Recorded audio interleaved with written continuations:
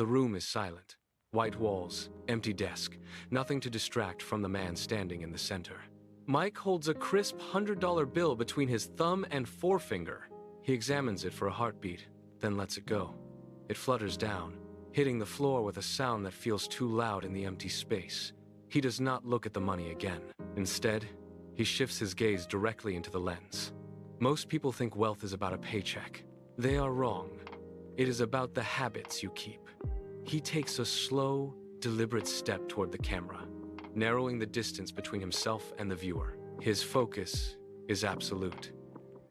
He holds the space, letting the silence linger until it becomes heavy. You have been sold a lie about how money works. Today, we break the 7 chains keeping you broke. He turns away from the camera, his movement sharp and purposeful, heading toward the workspace. The challenge has been issued. There is no turning back now. The path to a different life starts with the very next sentence he speaks. Mike reaches the whiteboard in 2 strides. He picks up a marker and writes one word in bold. Black letters. Budget. The sound of the tips scratching against the board is harsh. He turns to the desk, grabs a paper coffee cup, and drops it into the trash bin with a sharp thud. He does not stop there. He returns to the board and points to a list of luxury items scribbled in the corner. He strikes a line through them with such force the marker squeaks. He turns back to the camera, his posture rigid. You spend first, then wonder where the money went. It is a cycle of failure. Stop it. He taps the word budget repeatedly. Write the destination of every single dollar before it leaves your pocket. If you do not track it, you lose it. He wipes a section of the board clean, leaving only the word budget in the center. He moves closer to the lens, his expression unyielding, demanding total accountability for every cent spent. The message is clear. Your financial life is a reflection of your discipline, not your income. Mike walks through the side door and into the garage. The space is cool, smelling of oil and concrete. He stops in front of a luxury car, its surface reflecting the harsh overhead lights. He rests a palm on the cold metal, then pulls his hand away as if the surface were burning him. He turns and walks 3 paces to a workbench. He taps a thick stack of index cards labeled investments. The contrast is sharp. He looks at the car, then back at the cards, his face unreadable. Buying status symbols kills your future, he says. His voice echoes off the concrete walls. This machine represents everything you think you want, but it drains your bank account every single day. It is a depreciating liability. He gestures toward the index cards. Millionaires drive used cars and buy assets. They prioritize growth over ego. He leans forward, his eyes locked on the camera. Do you want to look rich, or do you actually want to be rich? The choice is made every time you open your wallet. He pauses, letting the question hang in the air. The garage feels smaller now, the weight of the decision pressing into the silence. He turns his back on the vehicle, leaving it behind to focus entirely on the stack of cards. Mike pulls a chair to the desk and sits. The wood is smooth under his palms. He pulls his phone from his pocket, the screen glowing bright against the dim room. He taps the screen, opening a brokerage app. A digital graph appears, showing a steep, jagged line spiking upward. He tilts the phone so the camera captures the movement. Look at this, he says, his tone dropping to a low, intense register. This is not just a trend, this is survival. He points to a secondary, flatter line that slowly dips downward. That is your savings account. Inflation is not a theory. It is a thief. He taps the glass of the screen with his index finger, the sound sharp and rhythmic. Every day, inflation eats your purchasing power. It is silently stripping the value from every dollar you leave sitting in a bank. You are losing money just by waiting. He stands up, the chair scraping against the floor. He holds the phone out as if offering a lifeline. Investing is not a gamble. It is the only way to feed your future. You do not need a fortune to start. $200 is enough. Just start now. Stop watching your wealth evaporate and put your money to work before it disappears completely. Mike leaves the desk and begins to pace the length of the room. His footsteps are heavy, rhythmic against the floorboards. He holds up one hand, fingers splayed wide. He starts counting them off, one by one, with deliberate movements. One income stream is a trap. he says, his voice flat and devoid of comfort.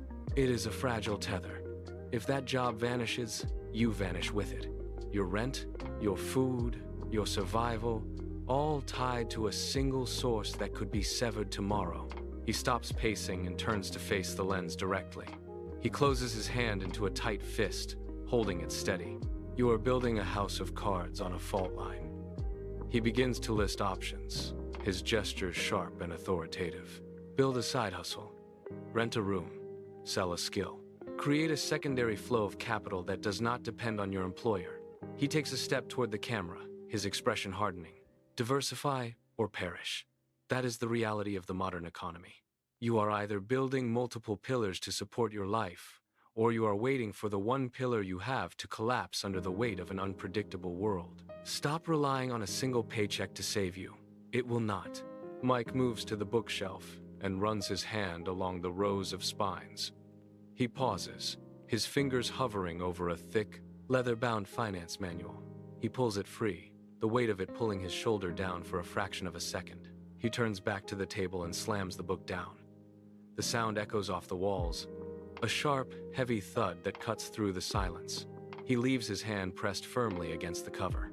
"School's failed you," he says, his voice low and vibrating with conviction. "They taught you how to solve for X, but never how to manage the taxes that take half your life." He flips the book open, the pages fluttering rapidly before settling. "They trained you to be a worker, not an owner." He looks up, locking eyes with the lens. "Do not wait for a degree to tell you how the world works. Self-education is the only investment that compounds indefinitely. Spend 20 minutes a day inside these pages." He taps the paper, the sound crisp. "Every chapter you finish is a brick in the foundation of your future. Stop looking for shortcuts. Start building your own intelligence. Knowledge is the only currency that never devalues, and it is the only asset that no one can ever take away from you." Mike leaves the table and walks to the window. He stares at the wall clock for a long moment, watching the second hand sweep across the dial. The ticking sound is the only movement in the room. He reaches out and grabs the remote from the sill.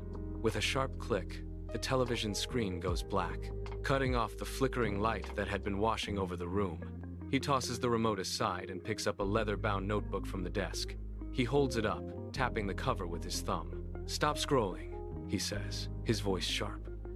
"Every hour spent on social media is an hour stolen from your net worth. You are trading your future for a fleeting dopamine hit."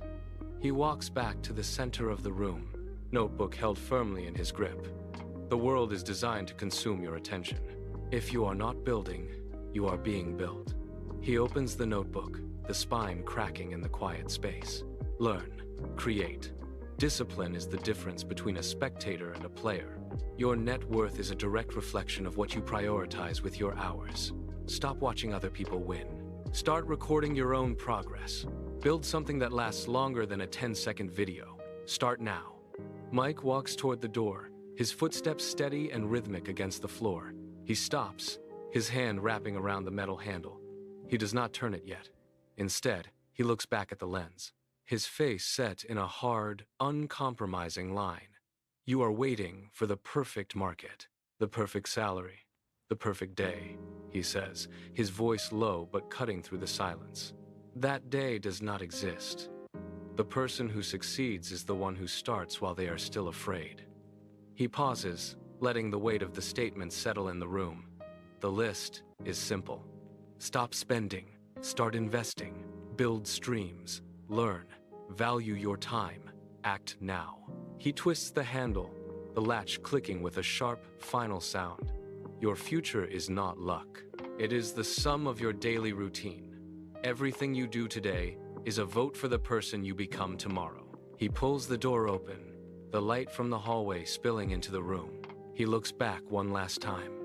Comment below. I am choosing wealth today. See you in the next one. He steps through the frame and pulls the door shut, leaving only the sound of the lock engaging.